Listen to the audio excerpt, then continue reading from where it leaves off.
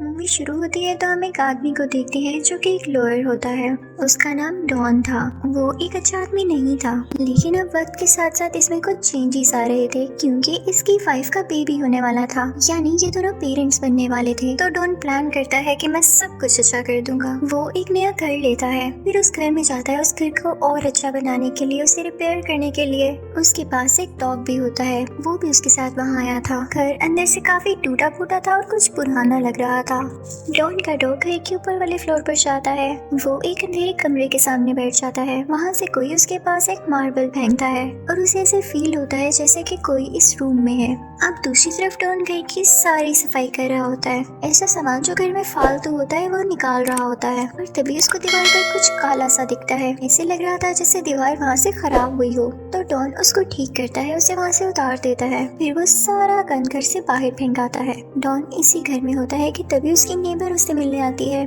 और उससे इधर उधर की बातें करने लगती है कि तुम बेशक यहाँ नहीं हो, परेशान मत होना। और वो दोनों साथ में ड्रिंक करने लगते हैं। उसके बाद वो वहाँ से चली जाती है। फिर रात हो जाती है और डॉन सो जाता है। सुबह होने पर वो अपनी वाइफ को कॉल करता है। उसके बाद वो बाकी घर को रिपेयर करने लगता है। जो दीवार उसने तोड़ दी थी, सबसे पहले वो उस दीवार को ठीक करने जाता है और उसे प्रॉपर तरीके से काट के उसको ठीक कर देता है। लेकिन फिर नोटिस करता है कि घर में जगह जगह अजीब निशान है। रात हो चुकी थी। वो उससे वीडियो कॉल पर बात करता है और सो जाता है। अब अगली सुबह डॉन सोचता है कि क्यों ना बाकी चीजों को देख लिया जाए। वो किचन की तरफ जाता है कि वहाँ पड़े खराब सिंक को ठीक कर लिया जाए। वो जैसे ही सिंक के नीचे झुककर सिंक को ठीक कर रहा होता है तो उसके पाइप में से कुछ गंदा सा ब्लैक कलर का फ्लूइड निकलता है और उसके मुंह पर गिर जाता है। डॉन बाहर आता है अपना फेस धोने के लिए और जब वो अपना मुंह धोकर वापस अंदर जाने लगता है तो उसे एक लड़की दिखाई देती है जिसने स्कर्ट पहन रखी थी और वो उससे मीठी मीठी बातें करने लगती है। उसका नाम सारा होता है, लेकिन डॉन उसकी बातों पर ज्यादा ध्यान नहीं देता क्योंकि वो अपनी वाइफ से बहुत प्यार किया करता था और वो उसी के लिए तो एक घर सेट कर रहा था। फिर ये दिन भी गुजर जाता है और अगले दिन डॉन जॉगिंग के लिए जाता है। वापस आकर वो शॉवर लेने लगता है तो उस पर वही फ्लूइड गिरने लगता है, अजीब सा व्हाइट कलर का। उसे समझ नहीं आती कि ये हो क्या रहा है, लेकिन वो सोचता है कि घर के पाइप्स काफी अरसे से बंद पड़े हैं तो हो सकता है इनमें कोई फॉल्ट आ गया हो और ये फ्लूइड जमा होता रहा हो। घर के टूटे हुए हिस्सों को जोड़ने लगता है और उन पर पेंटिंग करने लगता है। फिर जैसे ही रात होती है सारा वहाँ पर दोबारा आ जाती है, लेकिन डॉन उसे कहता है कि चले जाओ तुम यहाँ से, मैं तुमसे किसी किस्म की दोस्ती नहीं रखना चाहता और मैं अपनी वाइफ को धोखा नहीं दे सकता। सारा तब तो वहाँ से चली जाती है, लेकिन रात को जब डॉन सो रहा होता है तो वो उसके पास आती है और एक अजीब सी क्रिएचर में बदल जाती है जो कि दिखने में काफी खौफनाक थी। लेकिन तभी डॉन की आंख खुल जाती है क्योंकि उसका एक ख्वाब था। अगले दिन डॉन काफी परेशान होता है क्योंकि वो अकेला इस घर को ठीक नहीं कर सकता था, तो वो अपने दोस्त को बुलाता है और उससे कहता है कि मुझे इस काम में तुम्हारी मदद चाहिए। और अब वो दोनों मिलकर घर को ठीक करने लगते हैं और इसी के साथ उस टूटी हुई छत को भी ठीक कर देते हैं, बिल्कुल ठीक। उसी दौरान वहाँ पर सारा आ जाती है तो डॉन उससे कहता है कि मैंने तुमसे कहा था ना कि तुम चली जाओ, तुम जाती क्यों नहीं हो। डॉन का दोस्त उससे पूछता है कि ये लड़की कौन है, तो डॉन उससे कहता है कि मुझे माफ कर दो कि मैंने इसे घर के अंदर आने दिया, लेकिन आइंदा मैं ऐसा नहीं करूंगा। डॉन का दोस्त उससे लड़ने लगता है कि तुम कभी नहीं सुधर सकते। ये सुनकर डॉन वहाँ से बाहर निकल जाता है। अब डॉन का दोस्त घर में अकेला होता है तो उसके पास भी वो मार्बल्स आते हैं। वो काफी हैरान होता है कि घर में और कोई तो है नहीं, तो वो मार्बल्स का पीछा करता है। लेकिन जैसे ही वो बेसमेंट में जाता है उसे सारा अपने सामने नजर आती है जिसके हाथ में हैमर था। वो उस हैमर से उस लड़के पर जोर से अटैक करती है। वो उसको मार देती है। वो अकेली नहीं थी बल्कि उसके साथ एक और लड़की थी जो कि डॉन के ख्वाब में आई थी, वही क्रीपी सी लड़की। जब रात को डॉन घर आता है अपने दोस्त को ढूंढने के लिए तो उसका दोस्त उसे कहीं नहीं दिखता। तभी डॉन उसके नंबर पर मैसेज करता है। वो उसे कहता है कि देखो आई एम सॉरी, मैं सब कुछ ठीक कर दूंगा। तो सरप्राइजिंगली आगे से उसके दोस्त का मैसेज आता है कि सब ठीक है, परेशान नहीं हो। अब हमें तो वो मरा हुआ दिखाया गया था, इसका मतलब यही है कि उसका मोबाइल सारा या उस लड़की के पास था। उसके बाद वो अपनी वाइफ से वीडियो कॉल करने लगता है। वो अपने घर में चल रहा होता है तभी उसकी वाइफ उसे बताती है कि तुम्हारे पीछे से कोई चल कर गया है। डॉन उससे कहता है कि यहाँ पर तो कोई भी नहीं है। डॉन को खुद भी कुछ अजीब फील हो रहा था, इसलिए वो पूरे घर में सिक्योरिटी कैमरास लगा देता है सिवाय एक जगह के, और वहीं पर सारा उसकी डॉग को मार देती है। और फिर उसके बाद उसे वॉशिंग मशीन में डालकर वॉशिंग मशीन को ऑन कर देती है। ये देखकर डॉन को बहुत गुस्सा आता है और वो पुलिस को कॉल करता है, लेकिन जब पुलिस आती है तो उसे सारा के खिलाफ कोई सबूत नहीं मिलता, तो वो वहाँ से चली जाती है। पुलिस के जाने के बाद सारा उसके घर आती है तो डॉन उसकी कुछ नहीं सुनता, क्योंकि वो जानता था कि सारा की तरह सारा का है। वो उसे जान से मार डालता है और उसकी डेड बॉडी को बेसमेंट में छुपा देता है। कुछ देर गुजर जाती है और डॉन जब दोबारा बेसमेंट में जाता है तो उसे सारा की डेड बॉडी वहाँ पर नहीं मिलती। घर में कोई और भी नहीं था जो उसकी डेड बॉडी को इधर उधर कर सकता। वो काफी परेशान हो जाता है और पूरे घर में सारा की डेड बॉडी ढूंढने लगता है। ढूंढते ढूंढते वो घर के अपर फ्लोर पर आ जाता है, जहाँ पर उसे एक दीवार खराब दिखाई देती है। जब उसे तोड़ता है तो उसके अंदर एक पुरानी सी और क्रीपी सी डॉल होती है और उसके पास काफी ज्यादा मार्बल्स पड़े हुए थे। डॉन एक और खराब दीवार को तोड़ता है और उसके अंदर कैमरा इंसर्ट करता है।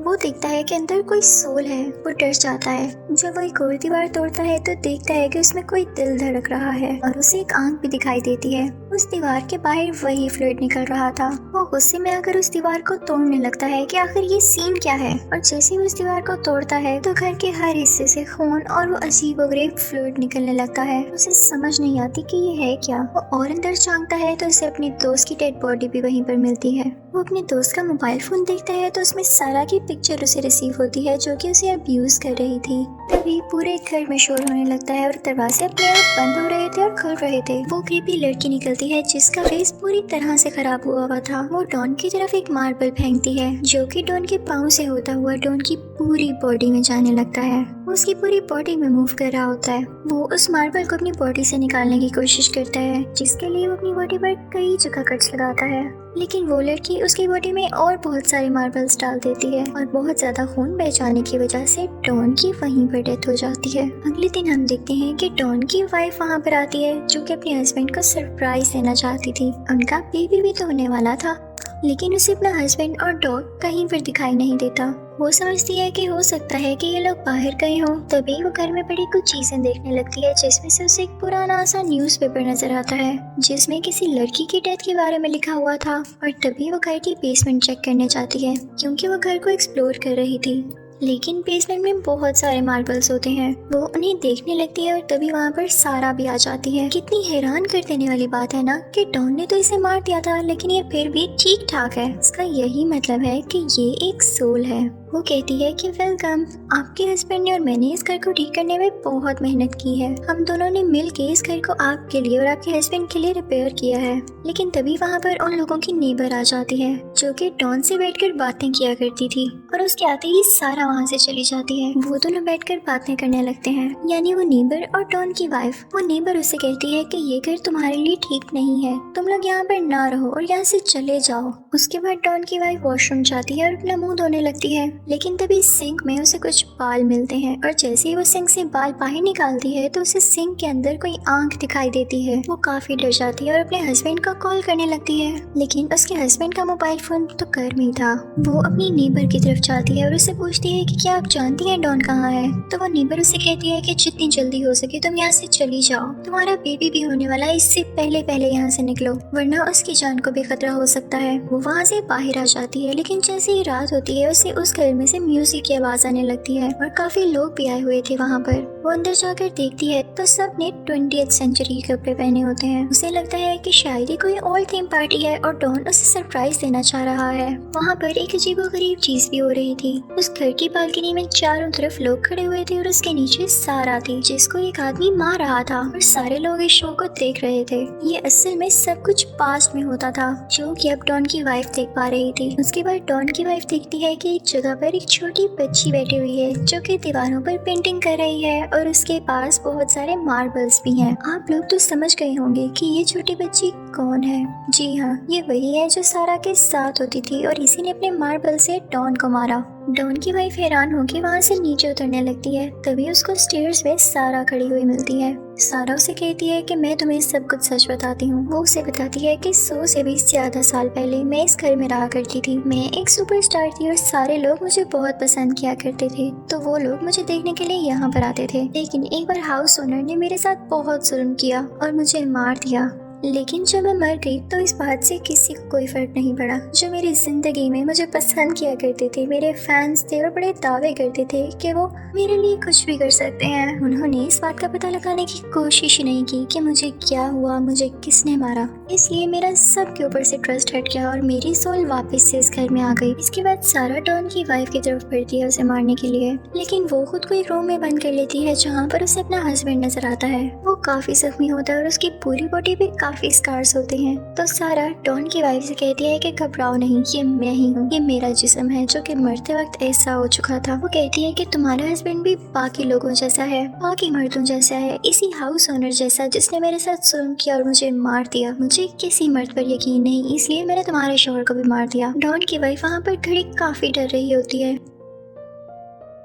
तभी उसके पीछे उस छोटी बच्ची की भी सोल आ जाती है जिसका फेस काफी खराब था और उसके साथ ये जुल्म हाउस ओनर ने किया था। डॉन की वाइफ जैसे तैसे करके वहाँ से बाहर आ जाती है। बाहर आने पर वो देखती है कि उसकी नेबर वहाँ पर बैठी है। वो डॉन की वाइफ को बताती है कि मुझे इस घर के बारे में सब कुछ पता था और इसमें कितनी सोल्स रहती हैं और वो कौन कौन है ये भी। तो डॉन की वाइफ कहती है कि आपने मुझे सब सच्चाई पहले क्यों नहीं बताई, आपने सिर्फ बात क्यों नहीं बताई मुझे। अगर आप हमें ये पहले बता देती तो मेरे शौहर की भी जान बच जाती और मेरे साथ भी ये सब ना होता। तो उसकी नेबर उससे कहती है कि मैंने तो तुम्हें बताया था कि तुम लोगों का इस घर में रहना ठीक नहीं, अब इससे आगे मैं क्या बता सकती हूँ। जब तुम लोगों ने मेरी बात ही नहीं सुनी तो अब मुझे कसूरवार मत ठहराओ। कभी कभी इशारा देना ही काफी होता है। अगर कोई आपकी बात ना सुने तो उसके सामने खामोश हो जाना चाहिए। उसके बाद वो दोनों मिलकर उस घर से उस छोटी बच्ची की सोल को बाहर निकालते हैं जो कि उसी की अपनी डेड बॉडी में थी और फिर वो उसे दफना देते हैं यानी बरी कर देते हैं, जिसकी वजह से उसकी सोल को सुकून मिल जाता है और वो हमेशा के लिए अपनी दुनिया में चली जाती है।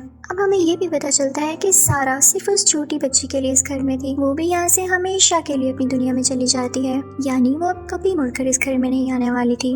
अब हम देखते हैं कि वो घर बिल्कुल क्लीन हो चुका है, वहाँ पर कोई सोल नहीं है। अब डॉन की वाइफ की बेटी हो चुकी है, वो दोनों उसी घर में रह रहे हैं। वो बच्ची बहुत ही प्यारी होती है और अब वो कुछ माह की हो चुकी है। वो बच्ची एक दिन खेल रही होती है कि तभी उसके पास 2 मार्बल्स आके गिरते हैं। हमें दिखाया जाता है कि डॉन अपनी बेटी को देख रहा है, यानी वो डॉन की सोल ही थी जो छुप के अपनी बेटी को देख रही थी। और डॉन की सोल अभी तक इसलिए यहाँ पर थी क्योंकि उसकी बॉडी नहीं मिली थी। अगर उसकी डेड बॉडी को ढूंढकर उसको भी दफना दिया जाता तो उसकी सोल भी अपने असल मुकाम तक, यानी जो उसकी असली जगह है, वहाँ तक चली जाती और ये घर बिल्कुल सेफ हो जाता। और हमें ये भी नहीं बताया जाता कि डॉन एक अच्छी सोल थी या बुरी सोल और वो अपनी बेटी को नुकसान पहुँचाने वाली थी या उसके साथ सिर्फ खेल रही थी। Hope for the good. और इसी के साथ ये मूवी खत्म हो जाती है। Thank you for watching.